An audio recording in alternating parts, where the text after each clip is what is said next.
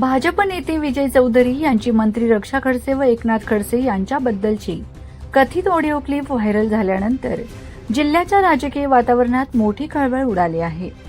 या पार्श्वभूमीवर आज गुजर पटेल समाजाने नंदुरबारात मूक मोर्चा काढून निषेध नोंदवला।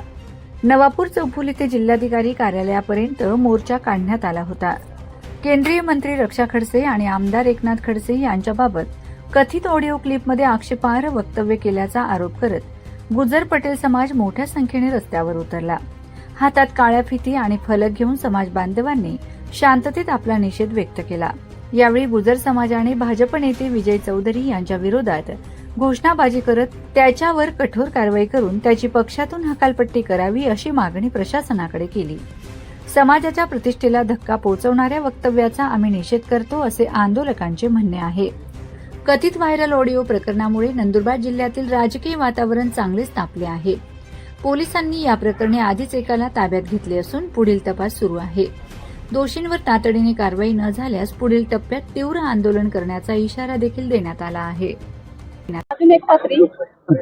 आज समस्त लेवा पाटीदार गुजर समाज खानदेश, गुजरात आणि मध्य प्रदेश यांच्या वतीने जिल्हाधिकारी कार्यालय नंदुरबार आणि जिल्हा पोलीस अधीक्षक कार्यालय नंदुरबार यांच्या कार्यालयावर जाहीर निषेध मूक मोर्चाचं आयोजन करण्यात आलं होतं। यात प्रामुख्याने समाजातील सर्वच माता भगिनी, युवक युवती आणि ज्येष्ठ लोक समाजाचे सर्वच उपस्थित होते। मागच्या काही दिवसापासून व्हॉट्सअपवर, सोशल मीडियावर कथित आक्षेपार्ह बदनामीकारक अशा क्लिप्स व्हायरल होत होत्या आणि त्यात समाजाच्या कन्या, नंदुरबार जिल्ह्याच्या कन्या, केंद्रीय राज्यमंत्री आदरणीय रक्षाताई खडसे तसेच नंदुरबार जिल्ह्याच्या माजी खासदार आदरणीय हिनाताई गावित आणि मुक्ताईनगर येथील रोहिणीताई खडसे या तिघ भगिनींबद्दल अत्यंत अर्वाच्य अश्लील भाषेत असा शिवीगाळ करण्यात आला होता।